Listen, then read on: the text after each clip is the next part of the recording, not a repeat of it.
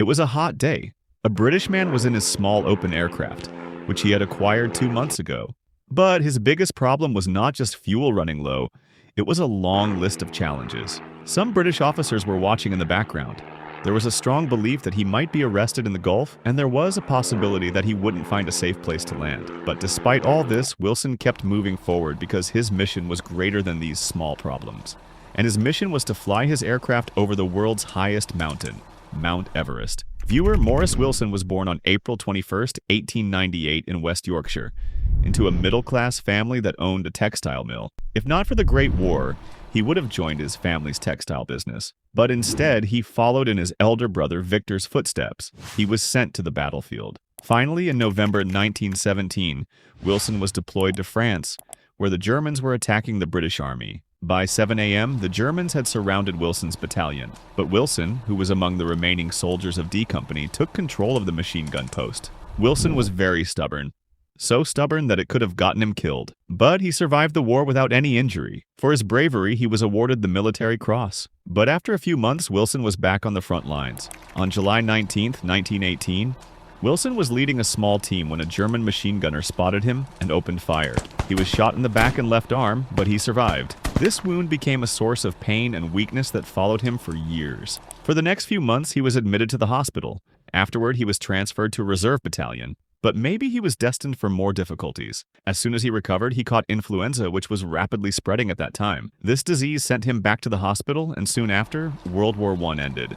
During his treatment, Wilson wrote a letter requesting a pension. But the ministry rejected his request because, according to military doctors, his injuries were not severe enough to qualify for compensation. This refusal deeply saddened Wilson and fueled his resentment toward the government. This resentment stayed with him until 1919, when he was demobilized and returned home to Bradford. The same question loomed over him as it did over thousands of other World War I soldiers. We sacrificed so much, got hurt, but in the end, what did we gain? Wilson was restless and wanted a purpose in life. He traveled around the world for the next few years. During this time, he got married and changed businesses multiple times. But by 1932, his war wounds were troubling him again. His health was deteriorating day by day. During this time, Wilson met a Baba, a spiritual guide, who told him that if he fasted for a few days, all his problems would go away. Wilson took this advice seriously and fasted for several weeks. After a few months, he returned to society completely healthy. Not just physically, but also mentally. His belief in fasting and prayer became even stronger. He now believed that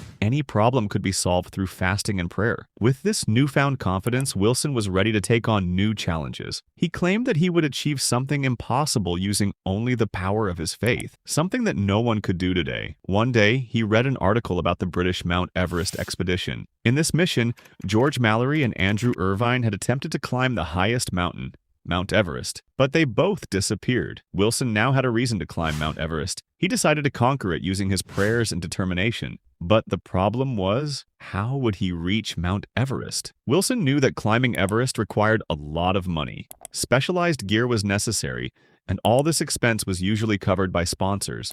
And most importantly, it required extensive training. But Wilson was looking for a shortcut. By 1932, an Everest expedition was planned under a new mission. This mission involved flying over Mount Everest for the first time and capturing aerial photographs. Remember, no one had successfully climbed Everest until then. At this point, Wilson had a crazy idea. He thought he could join this aerial expedition, and when the aircraft flew over Everest, he would parachute down onto the mountain.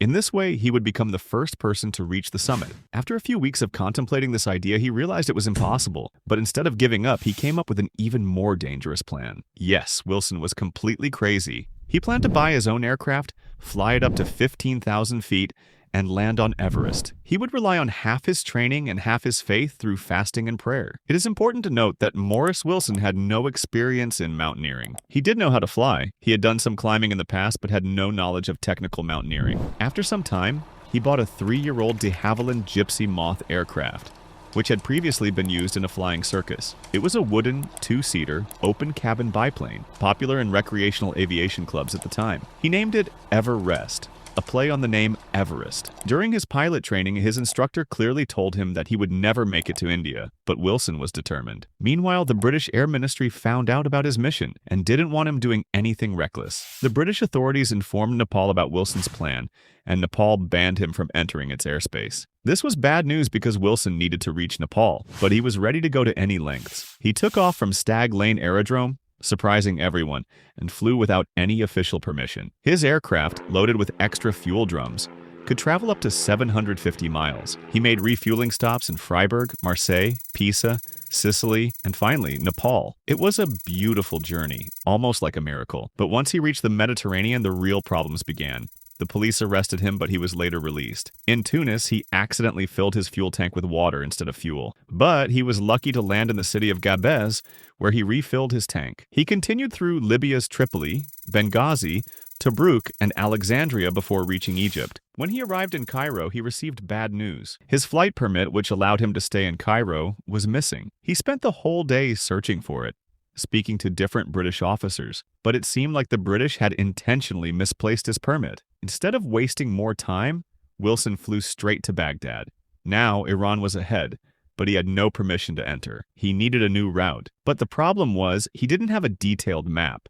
He landed in Baghdad, bought a school atlas, and charted his way to Bahrain. Meanwhile, British officers were tracking him. They sent telegrams ahead. When Wilson reached Bahrain, a British officer summoned him to his office. The officer explained that Wilson's small plane could not continue. There was Iran ahead, and he had no permission. Wilson was allowed to refuel only on one condition, that he would fly back to London. Wilson agreed, but as soon as he took off, he changed course and flew east toward India. Wilson flew over the Persian Gulf and entered Iran. He had seen the British officer's map in Bahrain, and he knew the route that British India-bound planes used. After 9.5 hours, when his aircraft's fuel gauge neared empty, he safely landed in India. Wilson continued flying across British India, where he received a grand welcome from the locals who admired his daring spirit. Finally, he reached the city of Purnea, near the Nepal border, but the long arm of the British government caught up with him once again. Local police were waiting for him. They captured his aircraft and placed a security guard on it. The British government reminded him that his plane was seized because he had no official permission for his mission. Wilson was in serious trouble now. Not only was permission far out of reach, but he couldn't even access his plane anymore because it was under strict government control. Finally, in July 1933, he abandoned his aircraft and decided to reach Everest another way. His plan to crash land on Everest was completely ruined, but he still didn't give up. He spent the winter in Darjeeling, India, where he continued praying and repeatedly tried to obtain an admission permit for Tibet. He needed this permit to reach Everest from the Tibetan side and fulfill his dream. However, all his attempts failed. Finally, he took matters into his own hands and started his journey toward Mount Everest. On March 21st, 1934, Wilson joined a group of Buddhist monks and secretly crossed into Tibet. After a couple of failed attempts, he managed to reach Mount Everest base camp. But due to his lack of experience and preparation, he struggled in the harsh conditions. In May 1934, Wilson attempted Everest once again, this time with two experienced Tibetan porters. Thanks to their guidance, they managed to reach Camp 3 on the mountain. At Camp 3, Wilson made a reckless decision. He told his two companions to stay behind, while he continued alone toward the summit. His friends tried to convince him that it was too dangerous, but Wilson wouldn't listen to anyone. This was the same stubbornness that had once saved his life in war, but now it was leading him to disaster. Before setting off, Wilson told his companions that if he didn't return within 2 weeks, they should assume he was dead. His friends waited for a month, but Wilson never came back. Back in India, rumors of Wilson's death began to spread. A year later, in 1935, a British Everest expedition discovered his body. His remains were found near the north col of Mount Everest, along with his backpack, diary, and torn tent. The last entry in his diary, dated May 31st, 1934, read, "Heading out again." What a beautiful day. And that was the end of Maurice Wilson's incredible yet tragic journey. Thank you for watching. I hope you liked this video. Don't forget to like and share. See you in the next amazing story.